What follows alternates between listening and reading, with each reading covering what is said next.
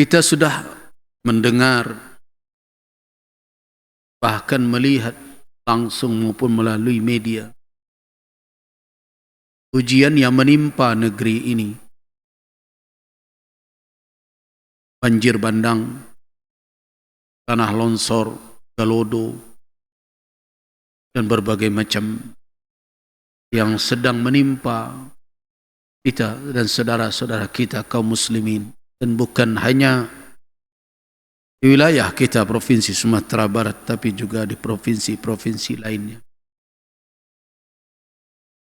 Menyikapi hal itu tentu tidak ada yang bisa kita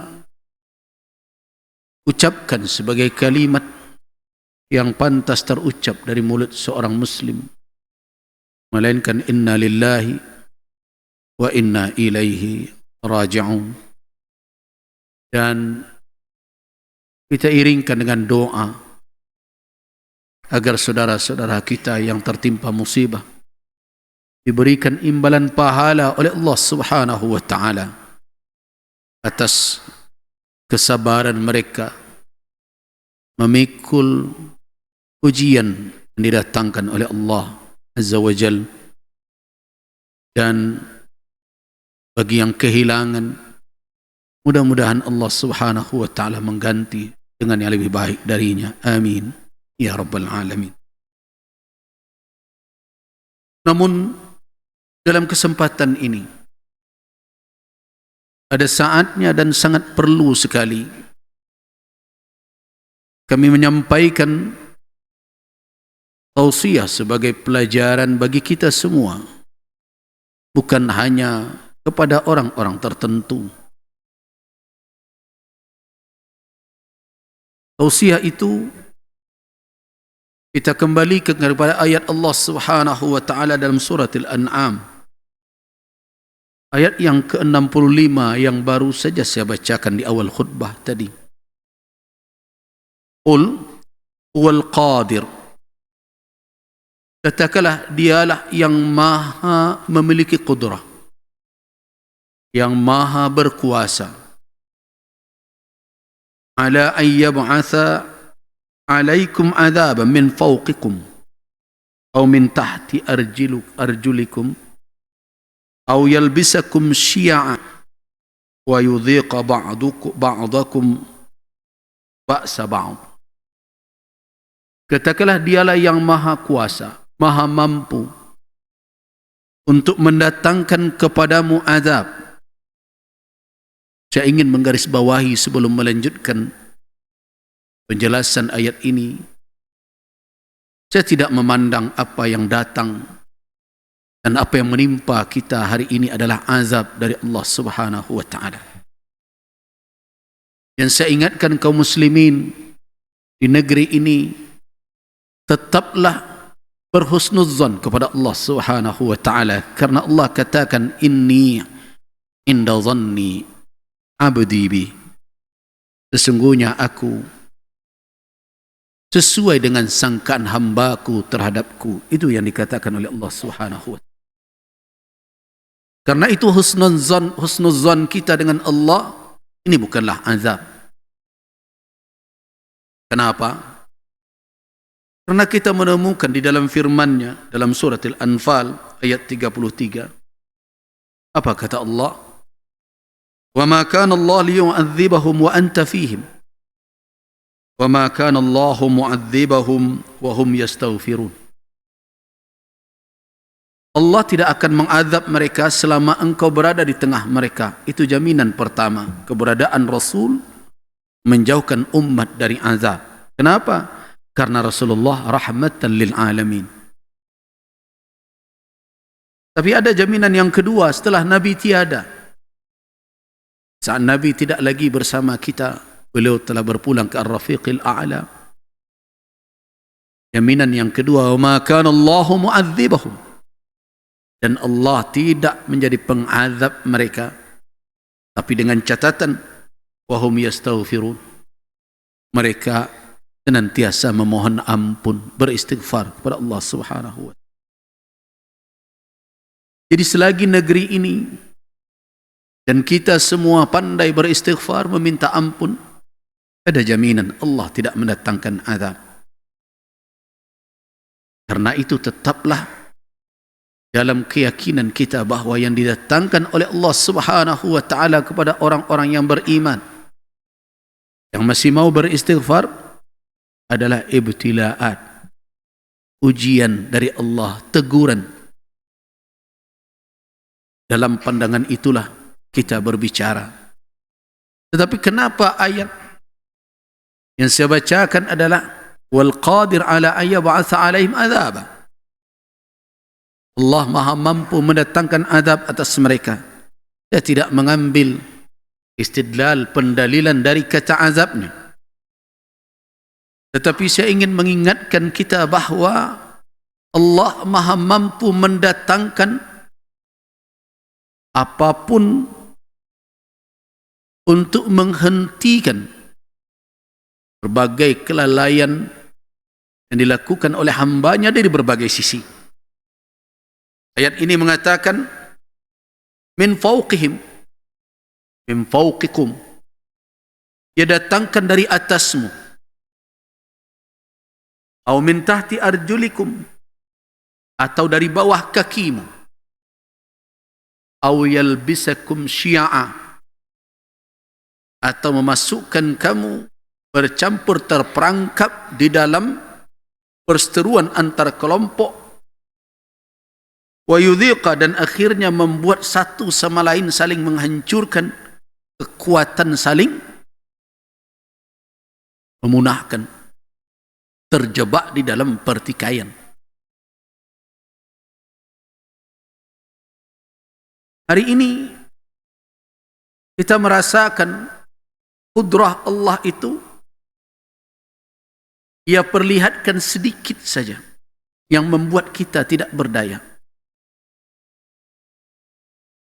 Hujan yang tidak henti-hentinya, badai yang mengintai kita, dari bawah gempa pun, tanah longsor, perbukitan yang rapuh, angin kencang, semua itu adalah makhluk-makhluk Allah Azza wa Jal yang tidak pernah bertindak melainkan dengan ketentuan dari Allah Subhanahu wa taala. Karena tidak ada satu pun yang bergerak, bahkan waraqah, daun yang gugur dari tangkainya di tengah hutan belantara raya itu, semuanya telah tercatat kitab, ada di dalam kitab tertulis.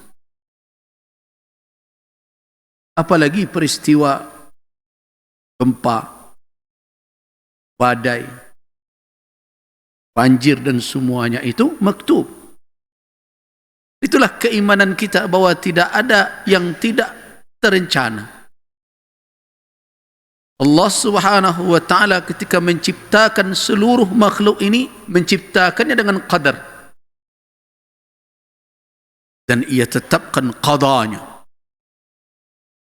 Apabila ketentuan itu berlaku, tak seorang pun bisa menghindar, menangguhkan maupun menyegerakannya. Itulah iman kita. Namun ilmu kita tidak menjangkau apa yang telah diqadakan oleh Allah Subhanahu wa taala, melainkan setelah wuqu', setelah terjadi qada tersebut baru kita tahu.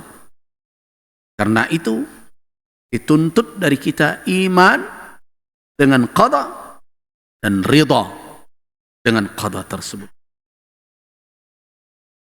Namun apakah hanya berhenti sebatas itu? Itulah pertanyaan penting yang perlu kita jelaskan dari ayat ini. Allah memang bisa mendatangkan dari mana saja. Kalau dia ingin menghukum hamba ataupun menegur hamba. Tetapi ingat apa perintah Allah di ujung ayat dalam surat Al-An'am tersebut, ayat 65 itu. Unzur kaifa nusarriful ayati la'allahum yafqahun. Kalimat ini terasa menusuk kalau direnungkan dalam kondisi seperti sekarang. Unzur, Coba kamu perhatikan. Bukan hanya sekedar kamu lihat fenomena yang terjadi.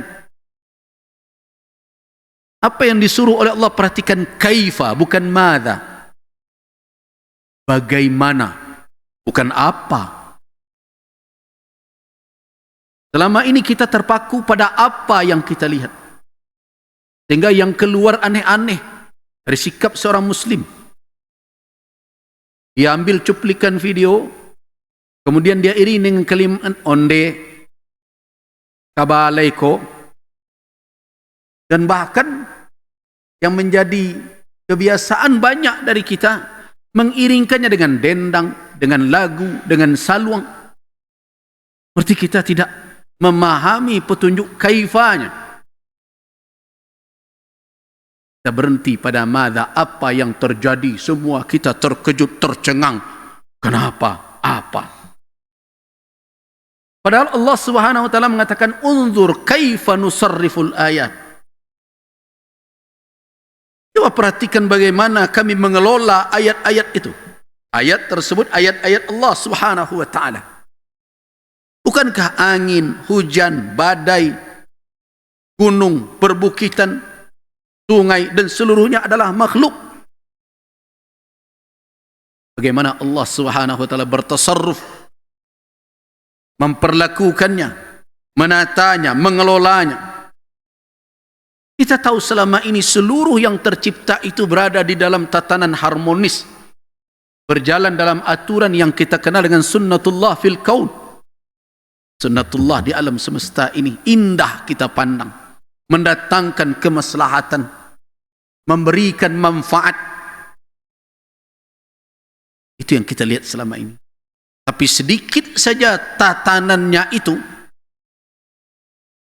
tidak berjalan sesuai dengan apa yang telah diqadakan oleh Allah, tatanan itu menjadi sedikit rusak. Kita lihat mafsadah, kerusakan yang timbul karena itu. Nah, karena itu bagi orang yang memperhatikan kaifa, bagaimana, setidaknya ada dua aspek yang perlu menjadi perenungan.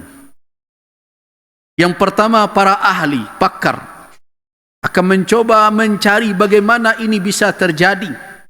Mereka akan bergerak dalam ranah causality namanya, sebab akibat. Oh, ini disebabkan badai ini yang mengakibatkan perubahan cuaca, timbulnya angin kencang, awan akhirnya begini, dan curah hujan akan meningkat, dan ini akan bergerak terus, dari sini akan ke sini, dari sini akan ke sana. Semua itu berada dalam hukum causality, dan itu adalah bahagian dari sunnatullah. Berhenti pada batas itu membuat kajian kita tentang kaifa tidaklah utuh. Karena kausalitas tidak menjawab semuanya.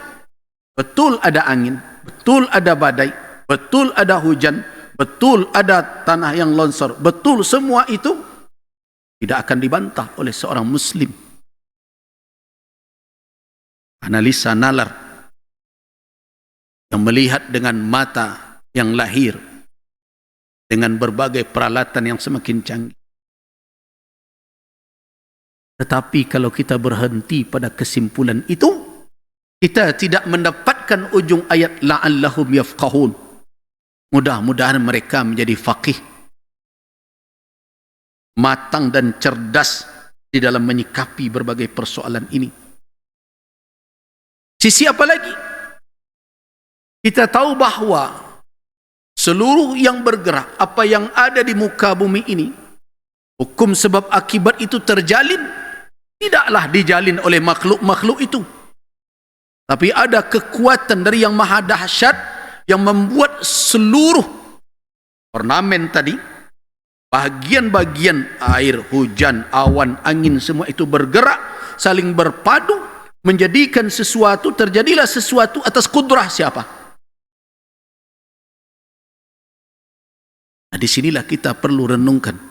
Perhatikan ayat lain, inna fi khalqis samawati wal ardi wa ikhtilafil laili wan nahar wal fulki allati tajri fil bahri bima yanfa'un nas wa ma anzalallahu minas sama'i min ma'in fa ahya bil arda ba'da mautiha wa batha fiha min kulli dabatin wa tasrifir riyah was-sahabil musakhkhar wa tasrifir riyah was-sahabil musakhkhar, dan yang mengelola angin agar bergerak kemana dan arahnya itu, dan as-sahab dan awan yang ditundukkan bainas sama, antara langit dan bumi. Siapa yang punya qudrah atas? Berarti sebagai seorang mukmin hari ini kita terima sebagai anugerah analisa nalar yang melahirkan kajian ilmiah tentang suatu fenomena alam.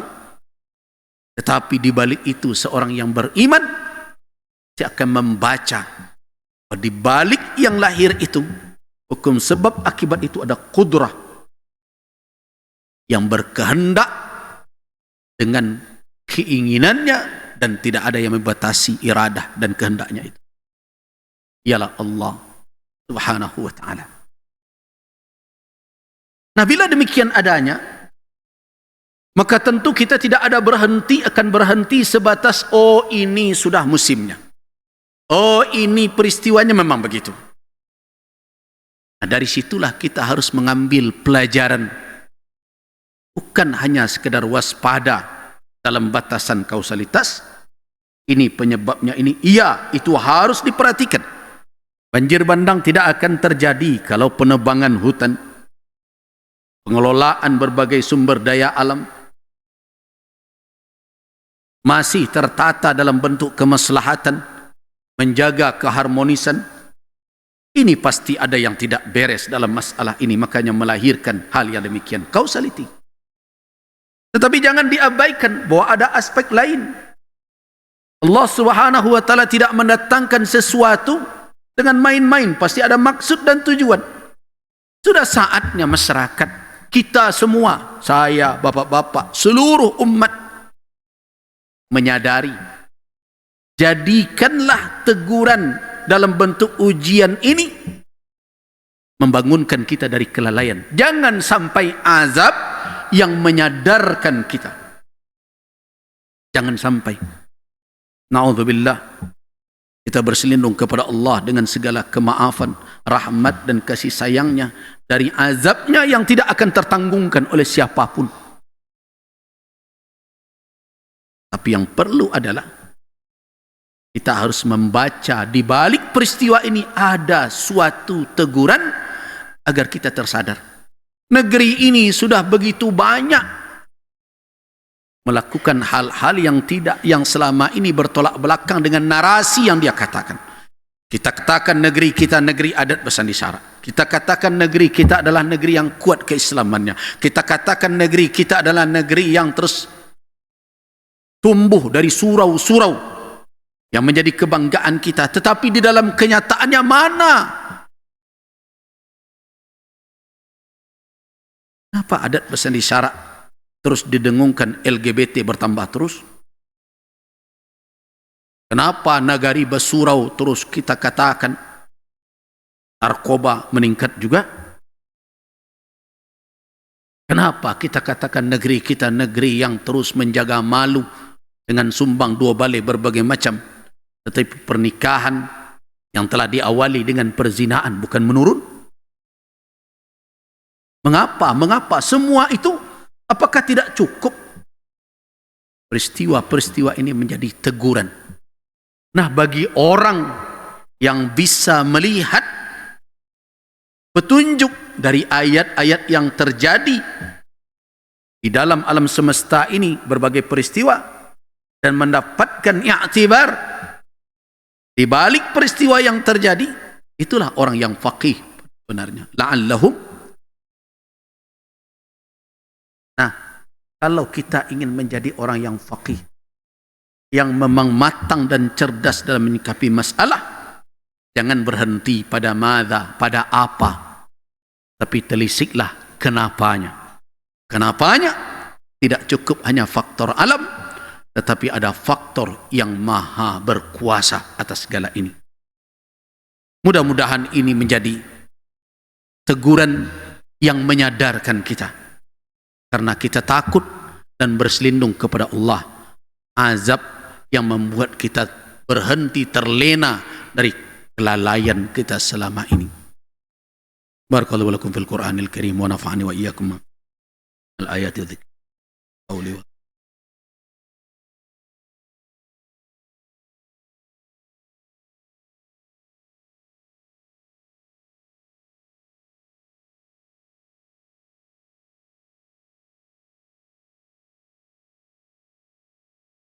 الحمد لله الذي هدانا لهذا وما كنا لنهتدي لولا أن هدانا الله أشهد أن لا إله إلا الله وأشهد أن محمد رسول الله اللهم صل وسلم على عبدك ورسولك وحبيبك محمد وعلى آله وأصحابه أجمعين أما بعد عباد الله قال الله تبارك وتعالى في كتابه الكريم أتلو عليكم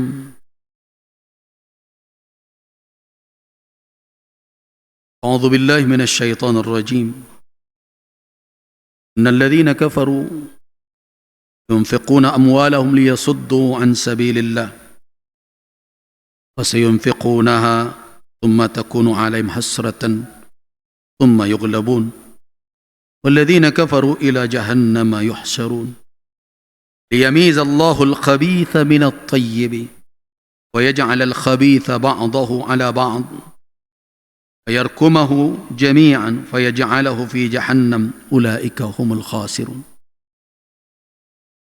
صدق الله العظيم عباد الله. Di antara hikmah terjadinya ujian adalah at-tamyiz, untuk memilah dan memisah orang-orang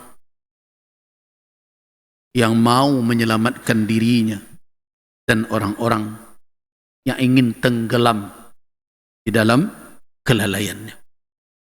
Saya berharap kita semua umat Islam di negeri ini mulai memilih jalan.